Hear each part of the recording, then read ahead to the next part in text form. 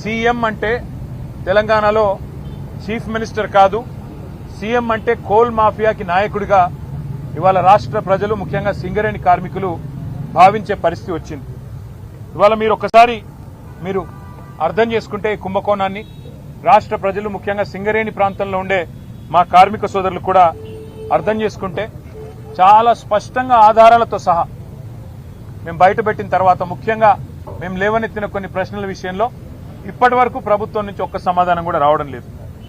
ఇక ఇట్లాంటి ముఖ్యమైన గంభీరమైన సమస్య విషయంలో స్పందించాల్సిన ముఖ్యమంత్రి గారేమో అప్పుడప్పుడు ఫుట్బాల్ ఆడుతున్నాడు సింగరేణితో, లేదా ఇవాళ విదేశాల్లో తిరుగుతూ ఏదో పాఠాలు నేర్చుకుంటున్నా అంటూ పోజులు కొడతా ఉన్నాడు.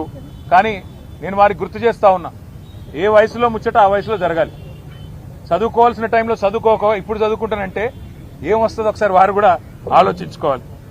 మీరు 10 కోట్ల రూపాయల సింగరేణి నిధులు, సింగరేణి సంస్థకు సంబంధించిన నిధులు దుర్వినియోగం చేసి మీరు ఫుట్బాల్ ఆటకి ఈ రాష్ట్ర ప్రజలతో మీరు ఎలాగో ఫుట్బాల్ ఆడుతున్నారు, కానీ సింగరేణి సంస్థతో కూడా ఫుట్బాల్ ఆడుతూ 10 కోట్ల రూపాయలు దుర్వినియోగం చేసి ఈరోజు ఆ సంస్థకి తీరని అన్యాయం చేసింది ఇవాళ రేవంత్ రెడ్డి గారు.